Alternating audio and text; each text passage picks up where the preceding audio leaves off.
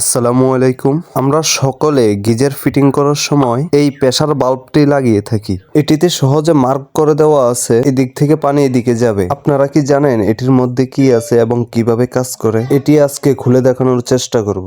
প্রথমে এটির নাটটি পেঁচিয়ে খোলার পরে নাটটির মধ্যে আমরা একটি অয়েল সেল দেখতে পাই, যা পানি লিকেজ না করার জন্য দেওয়া হয়েছে। তারপরে বাইর হলো একটি চেক বল, একটি স্প্রিং এবং একটি সেন্টার জালি আর একটি অয়েল সেল। এগুলো ছাড়া এটার মধ্যে আর কিছু নেই। এটার মধ্যে মূলত কাজ করে চেক বলটি। এই ছোট ছিদ্রটি দিয়ে পানি প্রবেশ করে পানির প্রেসার পড়লে এখান দিয়ে বাইর হয়। এই জন্য আমরা প্রেসার বাল্ব ইউজ করলে পানির প্রেসার কমে যায়। আরো ক্লিয়ার ভাবে বুঝতে পারবেন আমি যদি এই নাটটির সাথে চেক বলটিকে অ্যাড করি। দেখেন এখান দিয়ে মিলে গেছে, কোনো ছিদ্র নেই। আর যেখান দিয়ে পানি আউট হবে এখান দিয়ে কোনো ছিদ্র নেই। এটিতে প্রেসার পড়ার ফলে এটি উপরের দিকে ওঠে এবং ছোট্ট ছিদ্রটি দিয়ে পানি আউট হয়। চলেন চেক বলটিকে খুলে দেখা যাক। এটির মধ্যে শুধু একটি স্প্রিং পেয়েছি, যা এটিকে আপ ডাউন করার জন্য সাহায্য করে। এই প্রেসার বাল্বটি মূলত দুটি কাজ করে। এক, পানির রিটার্ন গিয়ে ঠান্ডা পাইপের পানি গরম হবে না এবং পানির প্রেসার কমিয়ে দিবে। এক্সাম্পল,